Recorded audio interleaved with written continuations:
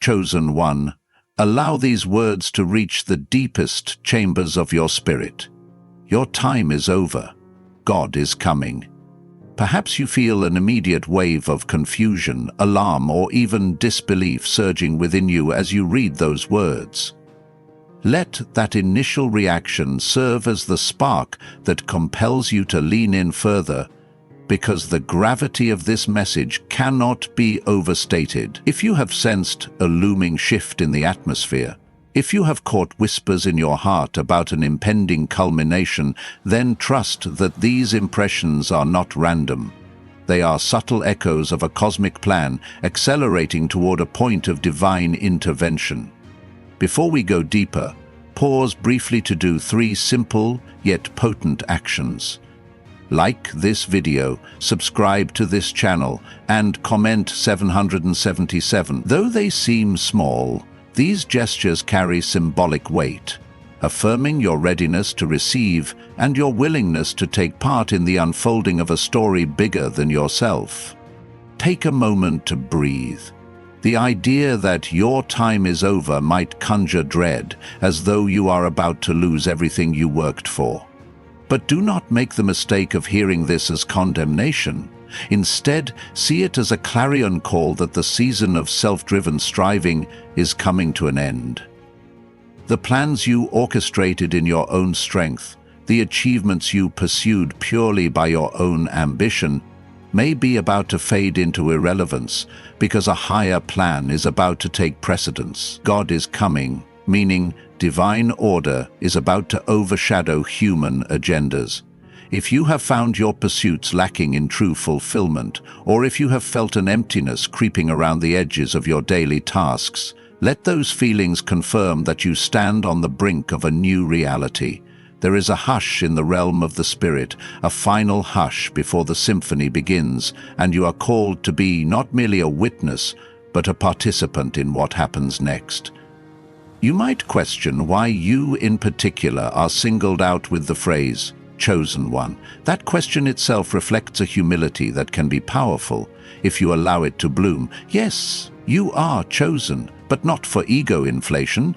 If anything, your calling demands a deeper responsibility and a more profound sense of servanthood. You are singled out because your heart has been prepared through trials, through adversity, through moments of soul-searching, to recognize the significance of this moment.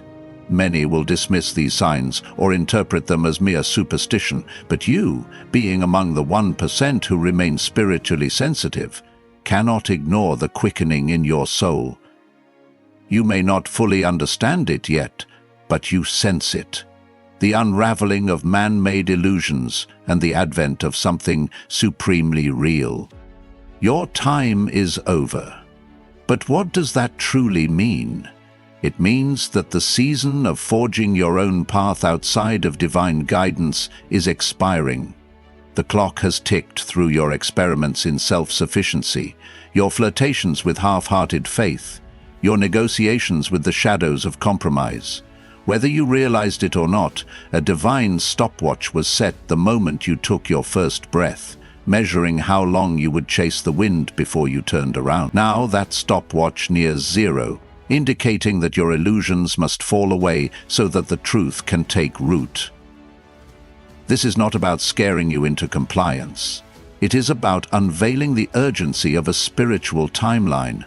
God is stepping into your story in a way that will overshadow everything you have known. The question is, will you resist this intervention out of fear, or will you yield in faith? Some might interpret God is coming as a cataclysmic end-of-the-world scenario. While it is true that divine interventions can sometimes coincide with global shifts, do not limit your understanding to the sensational or apocalyptic. God's arrival in your life can take innumerable forms: a sudden shift in circumstances, an unmistakable spiritual encounter, or a radical internal transformation that remolds your entire worldview. Often, the most potent appearances of the divine are personal, intimate, and quietly earth-shattering. Your outer environment may or may not reflect the magnitude of what is taking place within you. Nevertheless, Once you experience the genuine nearness of God, you cannot remain the same. Because of this, an air of finality hangs around you. The phrase, "your time is over," might cause tension to coil in your stomach, as though you're about to lose agency over your future. But consider this: perhaps your time, your season of doing things your way, was never truly fulfilling. Perhaps you have hungered for a deeper sense of purpose that your personal ambitions, no matter how grand, could never satisfy. In that sense, letting go of your time to make room for God's time might be the most liberating decision you could ever make. Like a child who has reached the limits of their capabilities and yearns for a parent's guidance, your soul may be secretly longing to surrender its burdens to a power that genuinely knows the path forward. This tension between fear and excitement is normal. Transformation often involves letting go of the known. Even if the known is dysfunctional, we cling to what is familiar because at least it does not surprise us. Yet the divine arrival is always surprising, always a disruption to normalcy. You might lose certain relationships that cannot withstand the new frequency you are about to inhabit. You might feel compelled to walk away from pursuits that no longer align with your spirit's call. That can be painful but necessary. Birth pains always precede a new creation. If you find yourself mourning some aspects of your old life, allow the tears to flow. Grief is not a weakness. It is a natural response to letting go of what once was, making space for what is to come. You might be wondering about the mention of 1% chosen only. Let's clarify that. It is not an elitist label. It is a recognition that only a small fraction of people maintain the spiritual sensitivity and courage to confront these deeper truths. Many will hear the call, but they will run from it, preferring the illusions of control or the lull of complacency. You, however, have felt the push or the pull that sets you apart. You have awakened in the night with unexplainable thoughts, or felt chills run down your spine at certain coincidences you cannot dismiss. You have known for some time that you stand on a precipice. Now, with your time ending and God's arrival imminent, you see the reason for that intuition. It was preparing you to cross this threshold. "Your time is over" does not equate to hopelessness. Instead, it can be the most hopeful statement imaginable if you interpret it through the lens of faith. It means the outcomes no longer hinge solely on your limited capabilities. It means the heartbreak you have endured, the obstacles that appeared insurmountable, the sense of exhaustion from battling life in your own strength, all of that can now be overshadowed by a power immeasurably greater. If your time is over, then God's time is beginning, and in God's time, miracles, solutions, and blessings surpass anything your mind can fathom. That is the promise hidden behind the warning, the rainbow that appears after the storm. Nevertheless, make no mistake, yield doesn't mean passivity. You are not called to passively watch as your life rearranges itself. On the contrary, your active participation is required.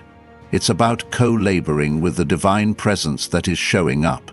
Yes, you surrender your illusions of control, but you also step forward in obedience to the promptings you receive. Perhaps you will be nudged to share your story with someone who needs hope. Maybe you will sense an urge to rectify a long-standing conflict, or to create something that blesses the world.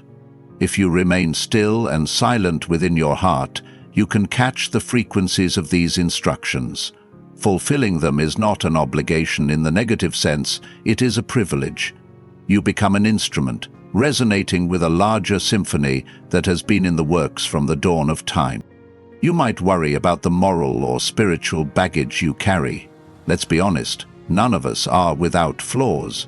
We accumulate regrets, secrets, and mistakes that weigh us down.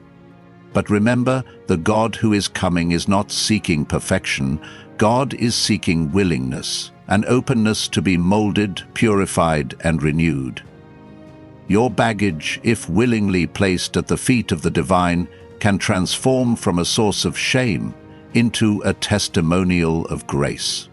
Often the very weaknesses we hide are the portals through which love and mercy can enter and do their greatest work. If you carry addictions, traumas, or bitterness, do not let them become your reasons to recoil from God's presence. In truth, they are the reasons you should run toward it. The presence that is about to break into your life has the power to heal, redeem, and unify even the most fragmented parts of your story. Rejoice in this. When God's presence intensifies, new revelations about your identity may surface. Qualities you once dismissed as trivial or subpar might actually be reflections of your unique design. Skills you never recognized as relevant might suddenly come alive with purpose. A love you didn't know you were capable of might surge within you, directed not just toward a single individual, but toward humanity as a whole. This unveiling of your deeper self might be disorienting. You could find yourself questioning your old definitions of success or happiness.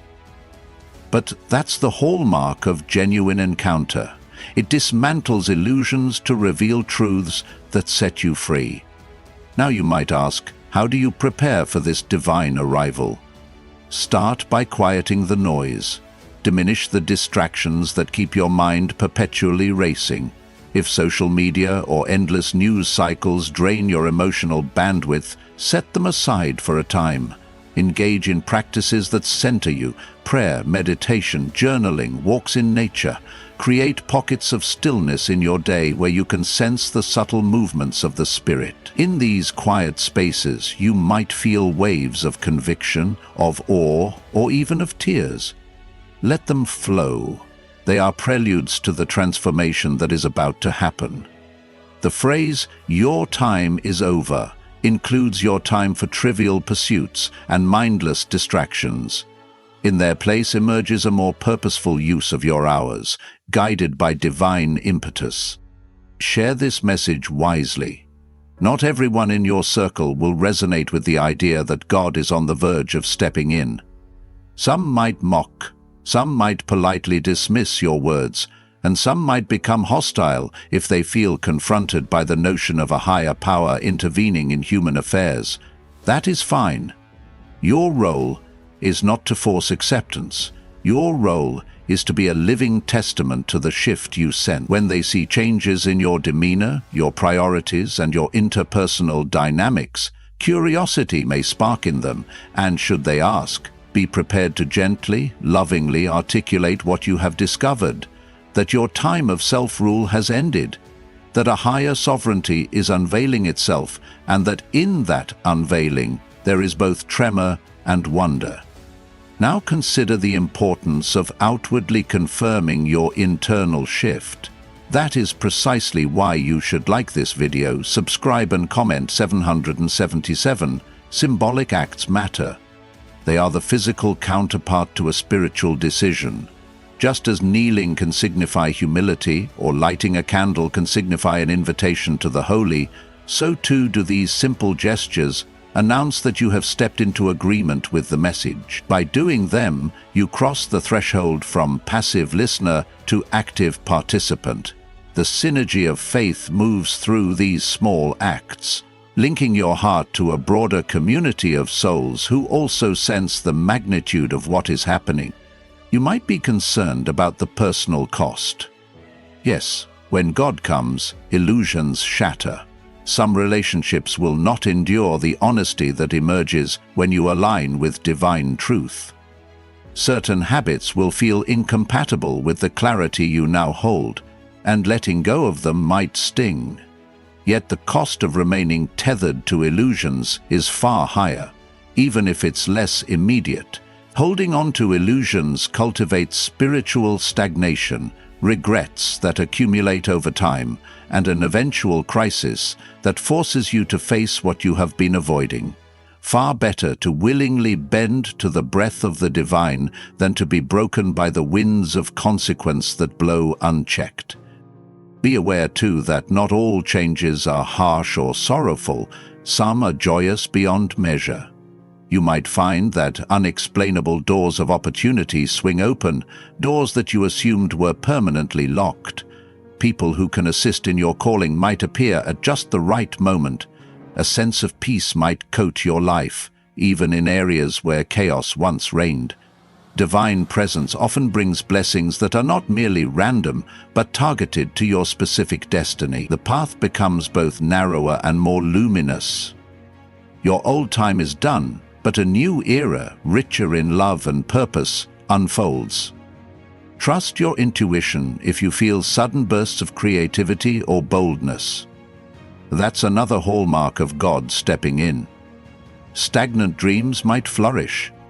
A latent desire to help or heal or teach might intensify. You might look at your city, your workplace, your family, and see possibilities for transformation where you once only saw frustration. Embrace these sparks of inspiration. They're not illusions. They're the glimpses of how the world can be shaped through the synergy of your obedience and divine orchestration. Acknowledge also that you do not need to be an extroverted spiritual leader to fulfill your role. The 1% chosen are not homogeneous. Some are quiet nurturers, others are outspoken reformers. Some are artists who channel the divine into their canvases or songs, while others are strategic thinkers who solve problems in organizations or communities. Whatever shape your calling takes, do not compare it to anyone else's. The essence of your calling is authenticity, the unwavering act of being who you were designed to be under God's guidance. That authenticity is unstoppable once it merges with divine direction. If fear persists, combat it with love and knowledge. The divine is not stepping in to ruin your life, but to fulfill it. If your illusions crumble, it is only to make space for greater truths. If your comfortable routines disrupt, it is only because you were not made for shallow complacency.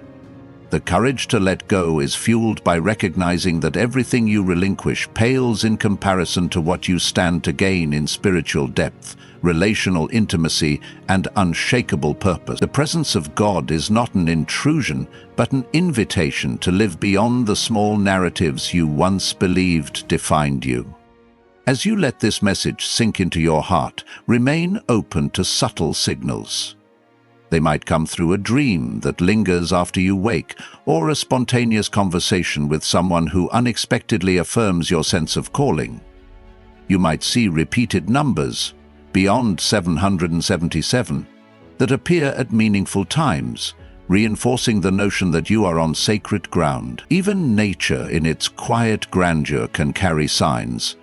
A sudden hush in the wind, a flock of birds moving in a pattern that resonates with your thoughts at that moment. The divine can communicate through endless channels if you have eyes to see and ears to hear. Tonight, or in the immediate nights ahead, set aside time for reflection. Dim the lights, silence your phone, and immerse yourself in solitude or prayer. Ask the question that might feel taboo.